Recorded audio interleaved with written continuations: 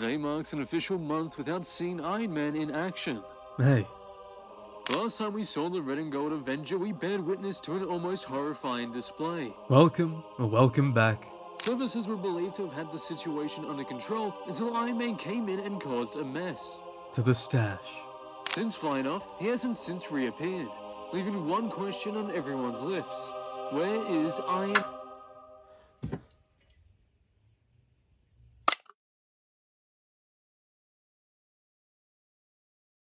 Tony Stark was supposed to be invincible. A genius, a futurist, a man who could outthink anybody and outbuild death. He wasn't born to be a superhero. He designed it, forged it in a cave, perfected it in a lab, and branded it with his name. Iron Man is many things, but at his core, it was the idea that no problem existed that Tony Stark couldn't fix, with tech, with money, or with control.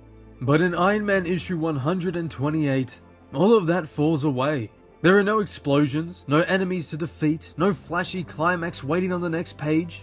Instead, just a man, alone in his penthouse, sweating and exhausted, pouring himself another drink, all the while trying to pretend it's all normal. This is Demon in a Bottle, and it's not a story about Iron Man. Not really. There's no armor here that matters, no weapons that save him. No, this is about Tony Stark, the man behind the myth, the man who thought he could control everything until he realized he couldn't even control himself. This is what it looks like when a superhero hits a wall they can't fly over, when the only person left to fight is themselves. No mask, no mission, and certainly no excuse. Just the truth. And it hurts. Because this is Tony Stark at his absolute lowest.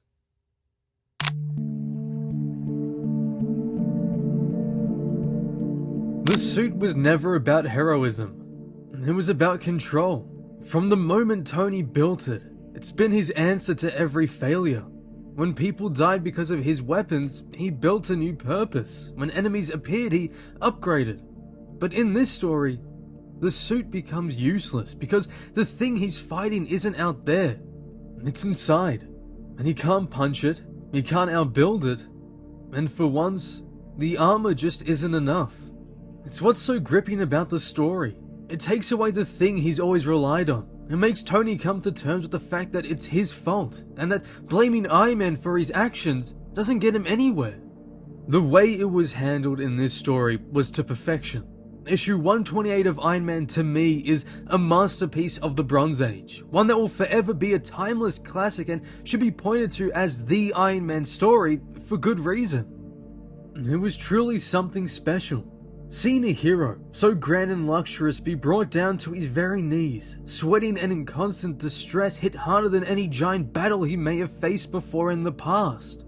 You feel the stress alongside with him. You feel the temptation with every glass poured. This story truly makes you feel the demon in the bottle.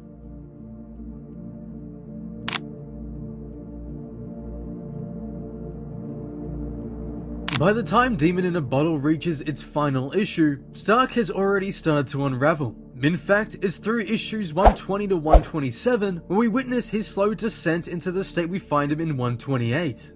By this time, he's been framed for murder, his armor was malfunctioning, he just had the fight of his life, he lashed out at friends, blew off work, and Tony was drowned in stress, and each time it got worse and worse. But he'd still just tell himself, it's fine.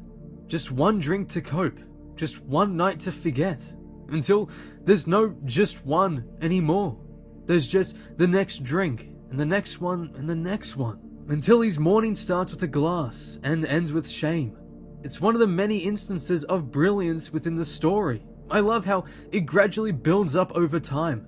From having an extra martini, which causes his reaction time to falter, to flat out trying to drown his sorrows. It isn't the dramatic fall most stories lean on, for Tony doesn't end up in the gutter completely, but rather he ends up at home, alone and in deafening silence. And that's what makes the story hit harder. Because the man who once led the Avengers, the man the world once called invincible, can't even stand the presence of himself.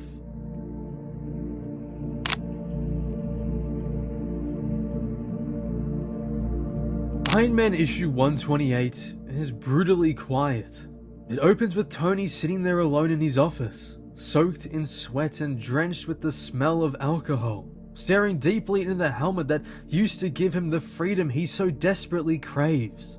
The freedom that the bottle has now taken care of. There's a drink already poured, surrounded by the mess that's now become his life. And after making things worse for himself, he tries to pour another glass. But then, from the shadows, Bethany Cabe comes by. She's worried, still trying everything to help Tony. She tells him about her ex-husband, how he found solitude within his substances, how he didn't want help from anyone else, and how he died. Tony listens, yet the message hasn't quite gotten through yet. But Bethany doesn't let him take the next drink. She pleads him to break free from the cycle, to let her help. Tony stands there, looking out the window, still drenched in sweat. Bethany then considers her entire effort futile, until Tony softly calls out her name. He doesn't give a speech, but rather lets out a quiet, tender plea. And then, the two embrace for a warm hug, as the glass he was just holding onto so tightly falls. He releases the drink. He casts out the demon in the bottle.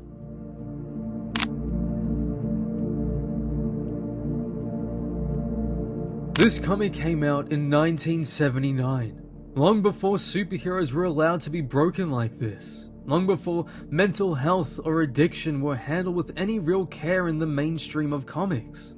But here was Tony Stark, one of Marvel's most untouchable heroes, cracking under the weight of his own life, not because of a villain nor a battle, but because of himself. And what makes this story, Demon in a Bottle, so powerful is that the fall isn't explosive, but rather a quiet, slow spiral that you may not even notice at first if you're not actively keeping an eye out for it.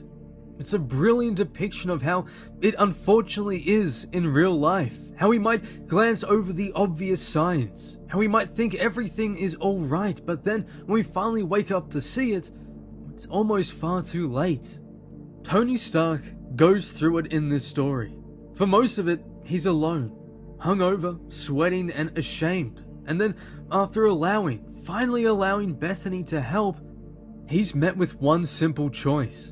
The crucial moment where he stops pretending everything's fine and accepts that he needs assistance. And later on, even when he's faced with his most difficult test, to show whether or not it was all for nothing, he stands his ground. And when you read it, when you actually sit with those panels, you truly feel it. Especially the beginning of issue 128. It's uncomfortable and raw, because we've all either known someone who's felt that way, we've felt it ourselves, that creeping fear that you're losing control, that your life is slipping, not in some dramatic crash, but one bad habit at a time, one quiet compromise, one ignored warning sign, that awful silent moment when you realize the biggest thing standing in your way is you. And reading Iron Man at his lowest can be inspirational once we witness the rise, but at the core, it's confronting, because it strips away the fantasy out of the superhero and replaces it with something painfully real. Tony Stark here, he just stops. He lets go, and he asks for help. And that's what makes this story matter. There's no villain defeated, no big final battle, just one moment where he finally decides he doesn't want to run anymore. And sometimes, that's enough.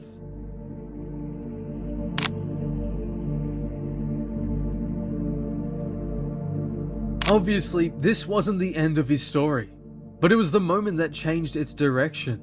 Tony Stark would relapse, he'd push people away, he'd lose control again, because that's what happens. Addiction isn't something you defeat with ease, it's something you conquer over time. You manage it, and eventually, you survive it. Sometimes you slip, sometimes you don't, and for someone like Tony, who's built his entire life around control, there's nothing more terrifying than admitting you've lost it. But this was the moment where he stopped pretending, where he stopped covering the cracks with sarcasm or technology or ambition. This was where the mask came off. Not the Iron Man helmet, but the real one, the mask of invincibility. It's disarming to see a character like Tony Stark brought that low. We're used to him being larger than life, but in this issue, there's none of that, but rather just a man drenched in his own sweat, shaking, staring at a drink he knows he shouldn't touch, and wanting it anyway. And when he lets go, when the glass slips from his hand, it feels like him in his most vulnerable state, one that allows him the chance to win. And that's what makes it matter, because this story, at its core, is about a man admitting that he needs help, that he can't fix this one on his own. That maybe for once, the smartest thing he can do is stop trying to solve everything by himself and finally listen to others, and to finally allow himself to feel it. No armor, no Iron Man, just Tony Stark, stripped down, exhausted, and honest. And that's the legacy of Demon in a Bottle. Not that it made Iron Man stronger, but that it made him real.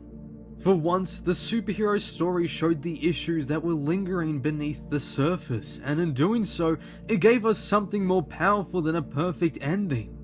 It gave us, all of us, the truth.